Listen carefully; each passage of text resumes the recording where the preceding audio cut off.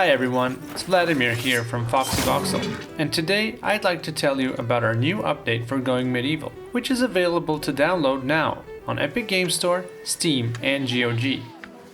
For this update, along with our last one, we've focused a lot on the life simulation aspects of the game.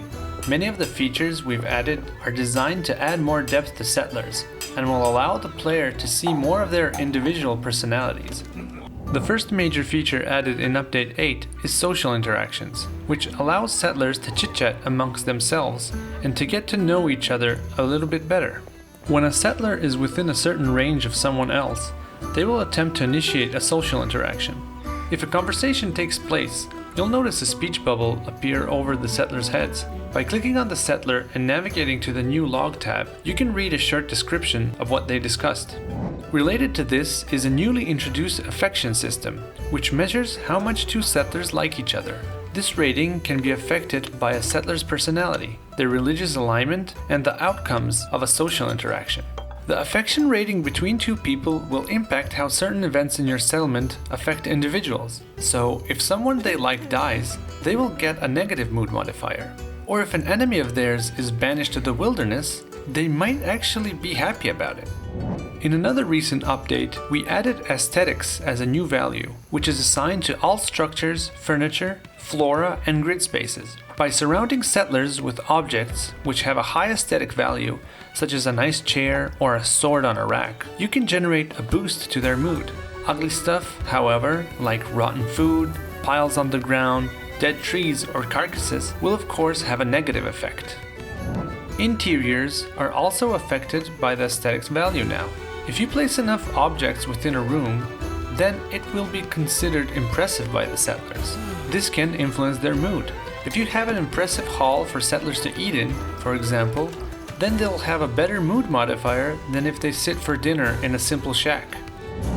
It's now possible to designate individual beds for each settler, rather than letting them just sleep anywhere they lay their head. Assigning beds to a settler means that the room it's located in belongs to them.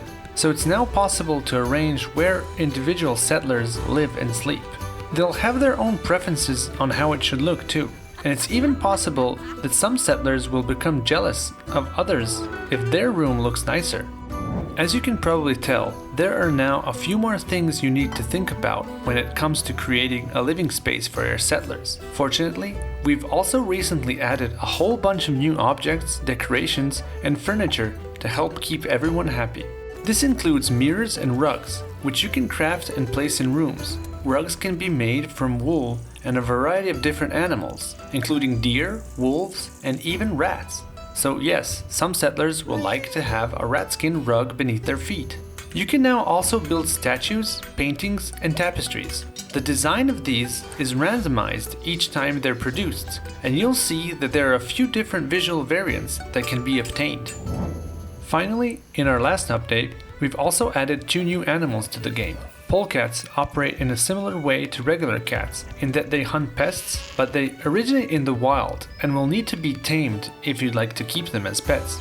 Meanwhile, bears are now a predator that will spawn very rarely, as technically they were not indigenous to medieval Britain. Wild bears went extinct long before this period, but they were occasionally spotted as sideshow attractions and kept as pets by troubadours. So, in the canon of Going Medieval, we think that bears escaped captivity when the plague broke out, and now they come to bother settlements occasionally. Keep a close eye on your honey stocks. Thanks for watching, and don't forget to download the new update for Going Medieval from today. If you'd like to keep up to date with the game, you can join our community on Discord or follow us on Twitter.